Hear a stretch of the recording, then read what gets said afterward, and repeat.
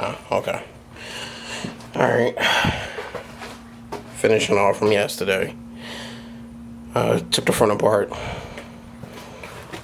Loosened the lug nuts on these. Put it on jack stands. Well, one jack stand. And ghetto style. One wheel. With that. If you ain't got one of these and you dealing with lower cars or Honda, stop wasting your time. So we're gonna take these off, and don't know if you can see it behind here is where the rear camber kit goes. So I'm gonna take the wheel off and then I'll turn it back on with some light so you guys can see it. Alright, so gotta loosen this bolt and loosen, for focus, those two bolts back there. This is what the camber kit replaces. So you could angle the whole trailing arm in and out, and then they sell a tow kit, so you could angle the trailing arm this way and that way. That's for like circuit racing. And that is the trailing arm bushing.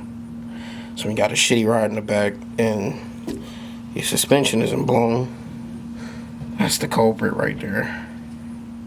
Never seen these go bad, but they do have bushings in them. You can see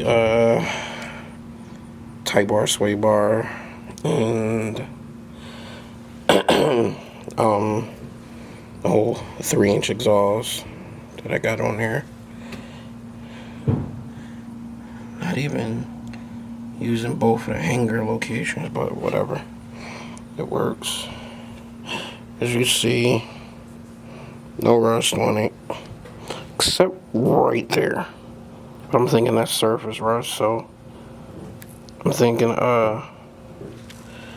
when I start getting the car painted, we can repair that, because don't seem that bad. Probably put like some rhino liner behind here, help prevent that crap, because see, it's starting to bubble up now under the paint. Original paint job too, so whatever. Last time I did this bolt right here was a bitch, but we have got some liquid wrench. You want to spray some liquid wrench on the threads and all up in here and see if that helps out. Never had a problem with those two, but it's a Honda, so you know how that could be. And definitely need to replace these. It's cool though. Got some Brimbos right there. I'm gonna sell the front, but the back ones I'm gonna use. I'm only doing the type bar brake swap on the front. Really don't feel like doing the back, even though it's easy, but too much work. I just want to get this thing on the road. Hold on. Be right back. Spray some liquid wrench on that. Try to break this. Try to break those two. Keep your fingers crossed. Alright. Whew. A lot of work. Got that broken. Liquid wrench helped. That's 14. I think the two back there are 14s too. But whew, it's gonna be kind of difficult getting back there. It's hot as hell. And as you see, I'm like smashed between the wall. Up there, the car has room. Back here, it's like car, wall. So, not really too much room to maneuver. But, got that one broken. I'm gonna try those two. Okay. had that bolt out, which is this bolt. It's actually a miracle that it came out. Just like when you do the bottom suspension bolts for your shock or coilover setup. Everybody that's worked on suspension knows this usually breaks, it usually snaps because of the heat when you turn in it. But as you can see, liquid wrench actually helped out. And as you can see in the back there, got those two out, and that's these two bolts.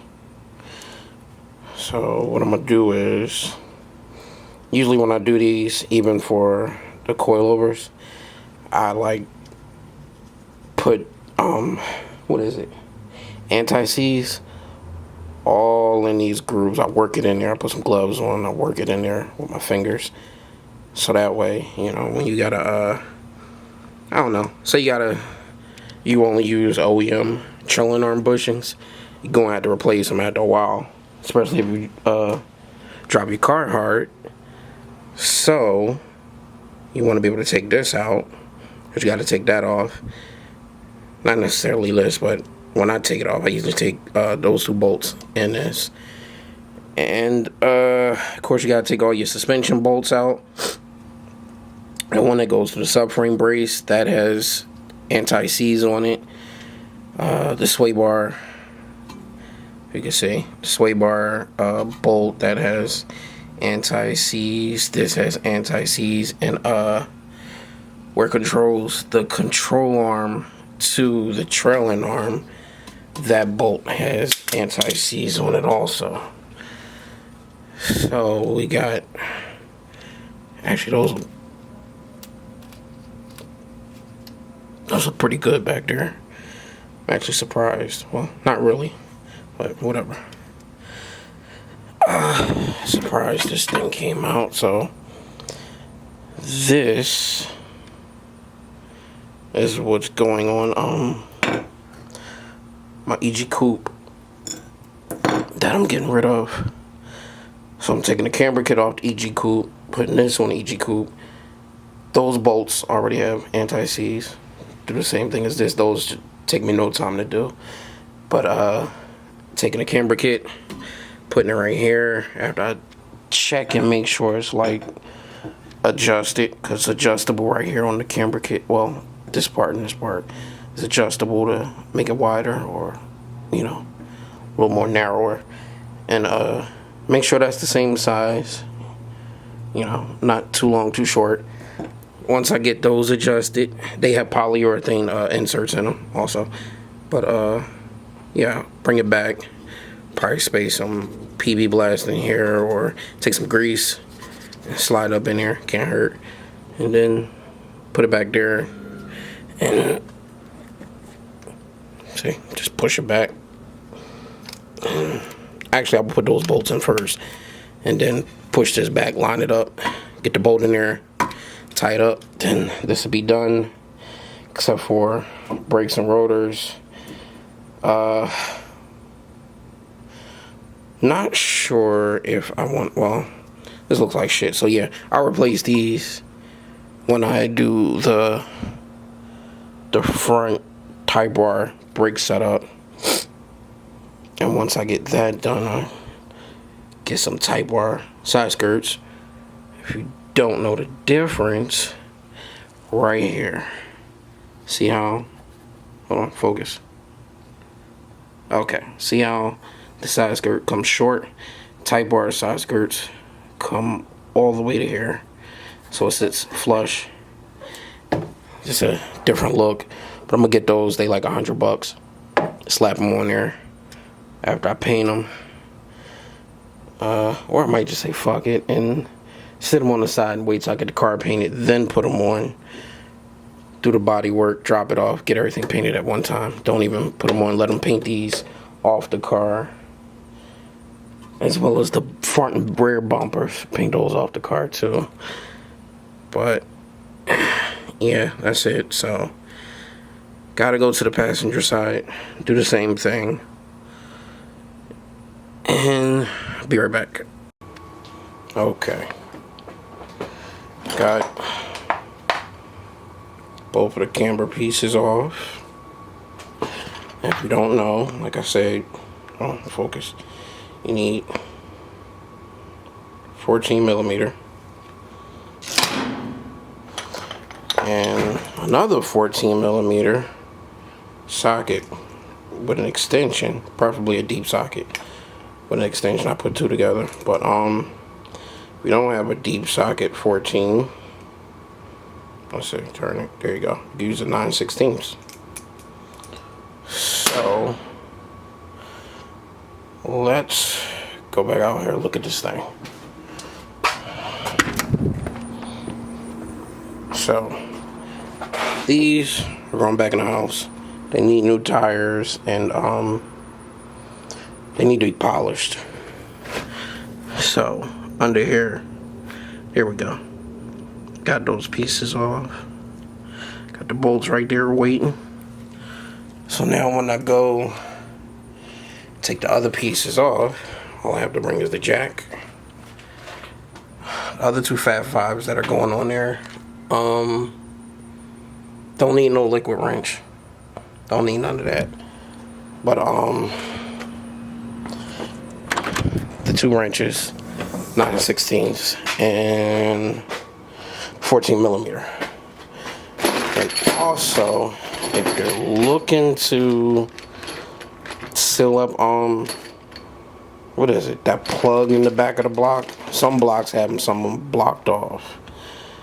You get these freeze plugs right here. It's the part number. Bought them from Napa. Get a whole bunch of them cheap.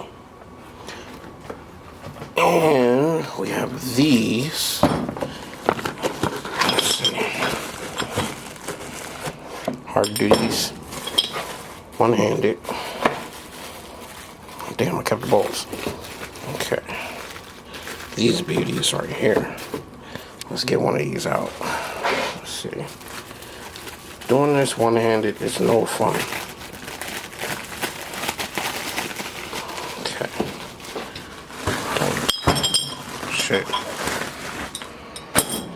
Bow. Some Toda cam gears. Got these for steel. When I built when I had the block that's in the car now built, I had bought these off of Facebook and what was it? Sport front wheel drive section. A lot of parts in there. So yeah, they were pretty dirty. Took them apart, cleaned them up, and put like some grease back here, like little dabs, not a lot. As you know, grease attracts dirt, but put some grease in there. Get some new bolts. That put that back together. Bam. There we go.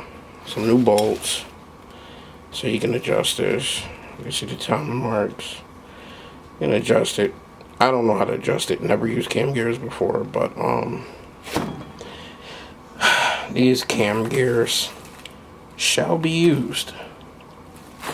Some new bolts. Got the old bolts here that held the two pieces together, but didn't like it. They weren't shiny, even though they worked. They weren't shiny, so I'm gonna take these, go back to Lowe's, get some grade 8 bolts, put them in here, and put these on my cams. So it's all the stuff we used yesterday to do the paint, you know, the duplicolor stuff. You can use whatever, as long as it's high temperature. And this is the piece that we painted yesterday, the one that we clear coated. Came out pretty good. The parts where you see it's like see right there, that's the part where I put too much clear coat on.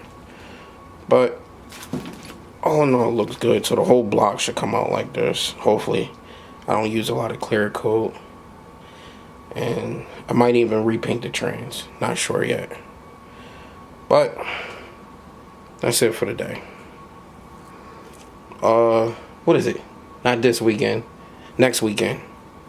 We're gonna be working on I think it's an 87 Cutlass.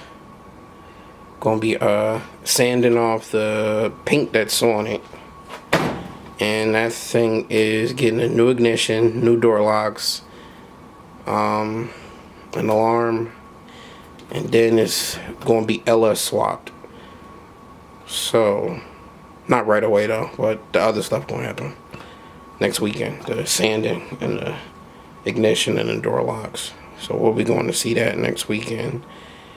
And the BMW. The BMW just got a new fuel tank. So we'll be getting more videos on the BMW. He needs more diff fluid. He's running a little low. So we'll get like some video on that once the diff fluid gets sorted out. And then we get like some real exhaust clips on it, even though it's loud as fuck with no muffler. But it shall be getting what is it? 2.5 inch exhaust? Yeah. He'll be getting a 2.5 inch exhaust with some Borla mufflers hopefully soon. So don't just do imports. Well, Japanese imports. We do American muscle. Like I said, got the box out there. She ain't in the best condition, but she'll be getting the LS swap, and posi rear, and all that other crap after I get rid of this Civic. Going with a 6 liter, hopefully. 6 liter or 6.2. But yep, that's it for today. I'm tired as hell. It's hot. And now I have to go clean up the neighbor's trash that's left on my lawn. So, alright, see y'all.